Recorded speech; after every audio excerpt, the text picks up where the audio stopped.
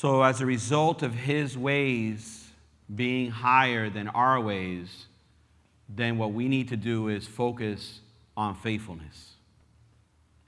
I'm going to read a passage for you here in Esther chapter 6. Super easy to just read past it because our mind and our focus is on how's Haman reacting to the situation. But there's something here that the Bible describes about Mordecai that I think is so important that we cannot miss it. Look at what it says in verse 12.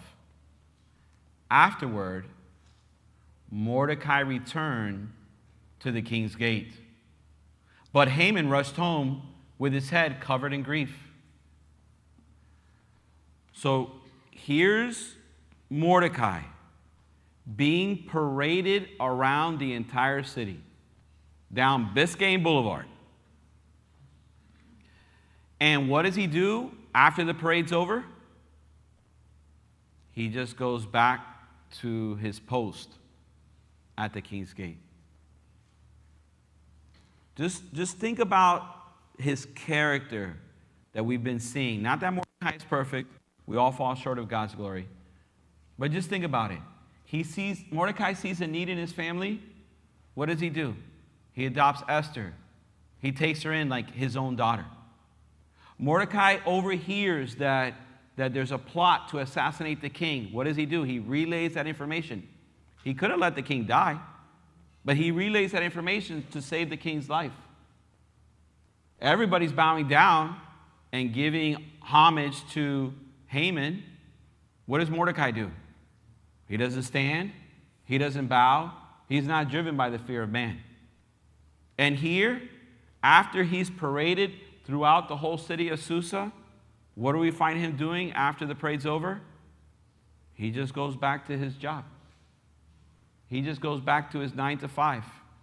He just goes back to his post that the king had for him at the king's gate.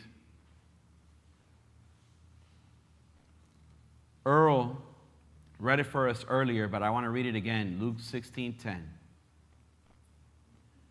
Whoever can be trusted with very little can also be trusted with much. And whoever is dishonest with very little will also be dishonest with much. This was what Jesus said. So many times we can fall into the trap of thinking, I am going to start to be faithful tomorrow.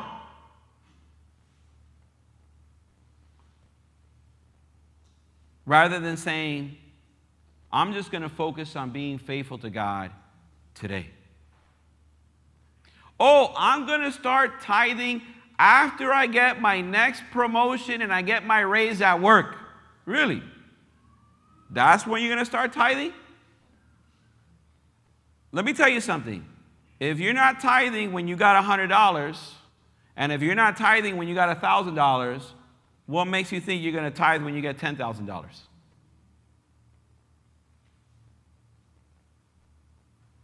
It's not about being faithful tomorrow.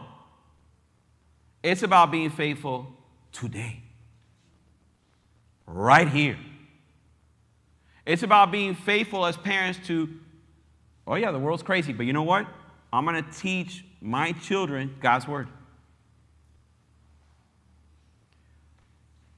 I'm going to focus on praying. I'm going to focus on reading God's word. I'm going to focus on showing up to church on Sunday. I'm going to focus on just being faithful to God, and I'm going to let him use whatever he has to use to sort the problem out.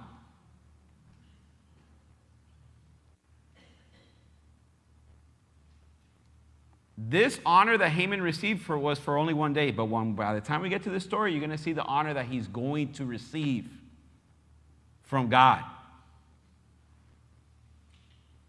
But that honor that he's going to receive by the end of the story begins with him just being faithful at the king's gate.